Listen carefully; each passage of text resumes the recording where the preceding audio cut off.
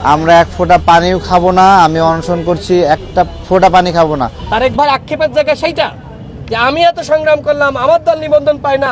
যাদেরকে অভ্যুত্থানের আগে দেখি নাই, যারা সংগ্রাম করে নাই, যাদেরকে চিনতাম না, যারা গ্রাহকের টাকা লুটপাট করেছে, সেই দল কিভাবে নিবন্ধন পেল?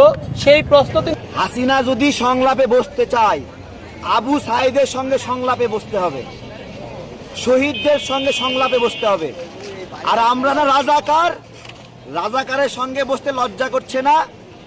ছাত্র ভাইদেরকে আপডেট দেই, হাসিনা স্পেনে পালাচ্ছে, সবাই তাকে আটকানোর ব্যবস্থা করেন। ওরে আবু সাইদের সঙ্গে বসাবই, ওরে ওয়াসিমের সঙ্গে বসাবই।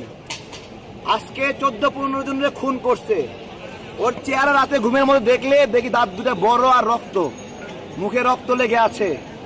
বাংলাদেশে বসবাস করে বাংলাদেশের নাগরিকদের খেয়ে পড়ে বলতেছে রাজাকার। যত লিডার অনশন করছে খাবার বন্ধ, পানিতে কোনো এ নাই।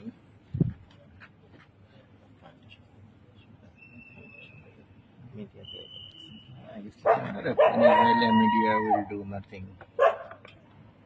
খাবে না, উনি তো খায় না।